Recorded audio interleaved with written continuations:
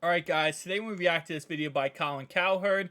The first part is Austin Ekeler speaking about how he feels like he's being undervalued, underpaid, and why he believes he should get paid at the running back position. And then the second part is Colin Cowherd and his co-host talking about, why they believe the running back position should be paid, but also that the running back position does not matter. So, starting off right away, I want to give my opinion because in all honesty, we saw Derrick Henry last night come out and say the running back position is not getting paid the way it should be. And it's funny because Derrick Henry is like the poster child here of why he's not going to get big money, even though he is on a contract year. He's on the contract year, and he is arguably the best running back in the NFL. But his team just signed a $26 million receiver. What does that mean? He's not going to get paid big money.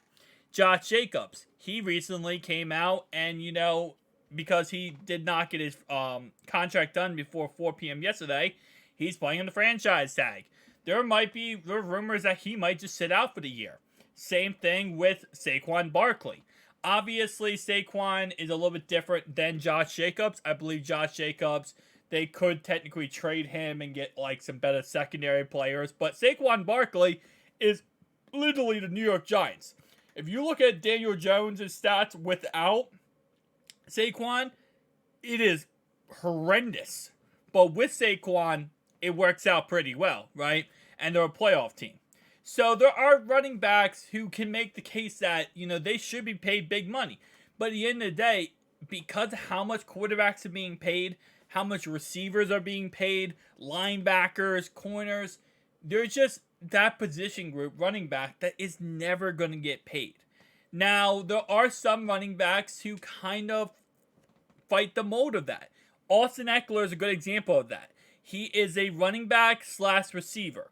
He had 107 receptions last year, led the Los Angeles Chargers in receiving yards and receptions and receiving touchdowns.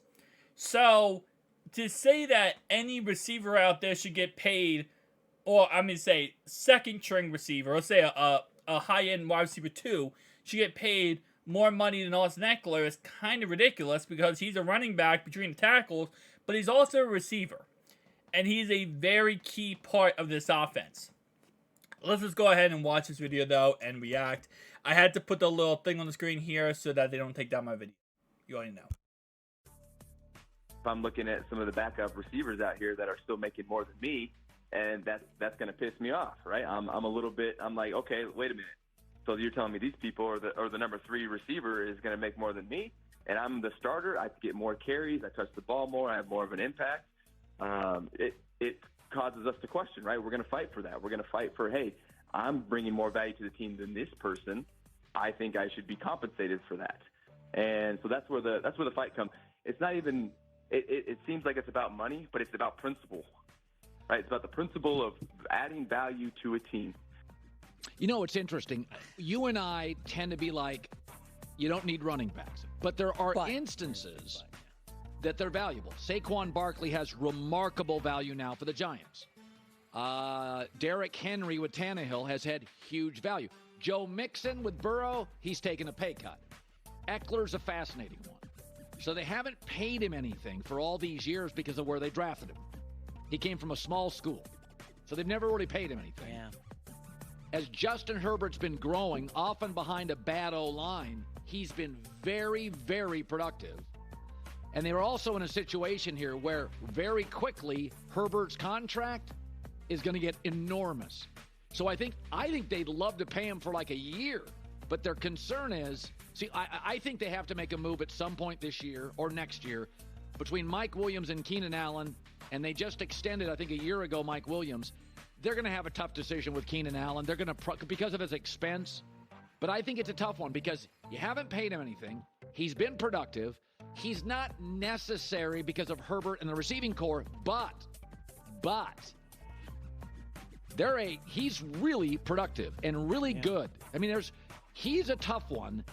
And the Chargers, Tom Telesco, is not a guy that wants to give running backs long contracts. So I think this one is his argument. Okay. Is pretty legitimate, although teams don't care about your principles. They care about your talent and your contract. Okay. They don't get too caught up in your principles. A few things here. So, number one, You want to guess who led the Chargers in targets last year? Ekeler. Right. You want to guess who led the Chargers in receptions last year? Hold on, by over 30 receptions. What do you mean? He had 30 more receptions than the number 2 guy. And the next was Mike Williams or Keenan Allen? The next one was Josh Palmer. No, that was the kid they drafted a few years Austin ago. Ekeler had 107 catches for them. Yeah. Basically, he was the offense. Now, I wonder, Colin, you know Kellen Moore likes to go down the field. Yes. Last year's guy was Charlie Checkdown. Was it Lombardi? Yeah. He liked the dink and dunk. Yes, he does. I do wonder if Ekeler is getting a whiff of the game plan and getting a whiff of Kellen Moore and sees his stats are going to be going down on the receiving end. And now he knows, like, damn, I'm not going to be getting paid. You have to wonder if Eckler's worried about the offense changing a little bit. Let me tell you something. We think it's for the better. I'll tell you this. If they had cap space, if I was the Rams, I'd move off Cam Akers and get Austin Ekeler tomorrow. More mature, better receiver, Okay. willing blocker. But Stafford's making a ton of money. You can't pay the running back. I know. If you want to the find Rams a spot, don't love their tight end or their wide receiver group. Ekeler is like another receiver. you go to the teams that just drafted quarterbacks. Bryce Young, who are his running backs? Carolina, quarterback on the rookie deal. You can pay a running back. Houston, I know they have the kid who was good last year, Pierce. But Atlanta has a guy, they just drafted Bijan Robinson. You got to find teams that aren't paying the quarterbacks that can pay the running back. But I do, our staff came up with some numbers here. These receivers have a higher average annual value than Ekeler.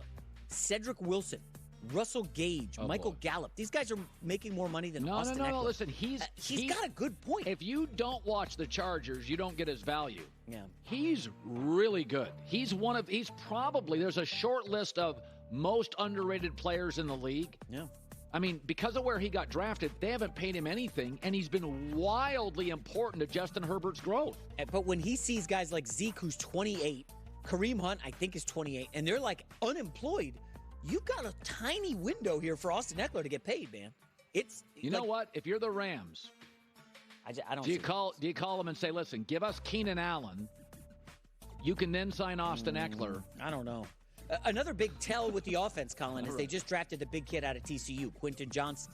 He's like the 6'4" receiver. So they're going to move off one of those two receivers, probably Keenan Allen. But they're going to be throwing the ball down the field. They didn't get Johnson to throw like 8-yard out. So a lot happening with the Chargers, and a lot of it's not great. All right, final story. Kyrie Irving. Oh, geez. All right, so let's talk about this. Starting off right away, the running back position has just a short shelf life in the NFL. This is the main reason why you see the running back position does not get paid in the NFL, right? Because at the end of the day, a quarterback might last you 15, 17 years. A wide receiver might last you 11 or 12 years. You know, a cornerback 11 and 12 years. A linebacker 11 and 12 years. But the running back position, once a running back hits 30, they're done, right? I mean, yes, they can still play after 30, but they're not getting a big contract. They're not getting paid because of that, you can only pay a running back so much, right? Because you're like, well, this position is not a position I'm going to have for, you know, if I give him a 6-year contract for crazy money, he's not going to be worth that money in 4 years from now, right? In 3 years from now. So that's the problem. And I understand that running backs should get paid, but every position should get paid because at the end of the day, you're putting your life on the line every single play. It's a tough subject to talk about because at the same time, it does make sense, the principle that they deserve to get paid, but it just does not work out in the salary cap. It does not work out with the teams. When you're paying quarterbacks as much as you're paying them, you know, you start going down the list here, and running back's the last position on the list. The offensive line needs to get paid. That's the key focal point of the offense. If you have a good offensive line, right, and a average running back, that average running back looks amazing. If you have a crappy offensive line and an S-plus tier running back, that line is going to hurt that running back. That running back is not going to be S tier because that line's not good. They work, they work together. The line has to be good, the running back good. The line's crappy, the running back's crappy. Because you need the blocking schemes to work out. It's completely different if you look at, let's say, for example, a wide receiver. A wide receiver like DeAndre Hopkins, he was good with crappy quarterbacks. He was S plus tier with crappy quarterbacks. Same thing with Larry Fitzgerald. If the receiver is good enough, they don't need a great quarterback. They can still win games. A running back is the opposite. A running back's not going to do that great with the worst offensive line in football. They're just not. Because at the end of the day, you know, again, if no one's blocking for you, you're a running back. I don't care if you're Derrick Henry or whoever, you're going to get tackled in the backfield. So it's a tough situation to break down. But then again, in Austin Ekeler's case, I feel like he is the, you know, trump card here. He is the, you know, exception to the rule because he is a receiving. He's a receiver back. He is going to be the equivalent of a low-end wide receiver 1.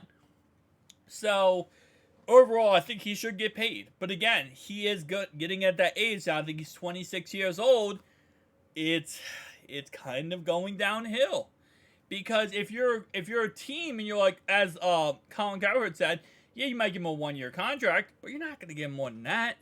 Because if you give him a 5-6 year contract, right, with good money, do you think Austin Ekeler is going to be good at 34, 32, 31, 30? It's possible he is, but for most running backs, and if you look at the history of running backs, they're not that good at that age. So at some point, you guys say, this investment is not worth it. So it's a tough thing because I understand the concept that they need to get paid and deserve to get paid, and they do deserve to get paid. No player in the NFL doesn't deserve to get paid if they're putting up good numbers and they're productive and they're putting their life on the line. Absolutely. But at the end of the day, it doesn't work out when it comes to breaking down the team's salary caps. And no coach / owner / GM is ever going to sit there and say, pay that running back because he is the most important position in this team. The only team with the most important position in its running back position is the Tennessee Titans with Derrick Henry. Every other team, maybe the Falcons too.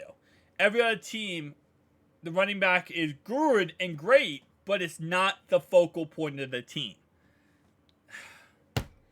I have a Bengals channel. Okay. Listen, Lamar Jackson is a quarterback. I just realized I have a Bengals channel, so every comment right now is, oh, the Ravens! The Ravens got Lamar Jackson, he's a running back. He's a quarterback, guys, okay? He's a quarterback. That's what we say, so we can be polite and nice and not say the truth. He's a running back. No, on the real note, though, he's a quarterback. So, it's a tough thing to argue, right? It's really tough. Because at the same time, okay, let's say you go out there and you give the running back position, I don't know how much you want to give, $100 million contract. Because you got to keep in mind, Saquon Barkley, he's making 1 year, $10 million this year, right? He turned down earlier this season 1 year, I think it was like 1 year, 13 or 14 million. He turned that down. So, you know, clearly he wants to make more than 14 million a year, which he probably running backs would make up to 20 million a year. You're going to tell me you're going to take a running back making 20 a year over a star receiver, over T. Higgins. You know, it's a tough thing. Tell me down below your thoughts and opinions. I'll see you guys in the next one. Peace out.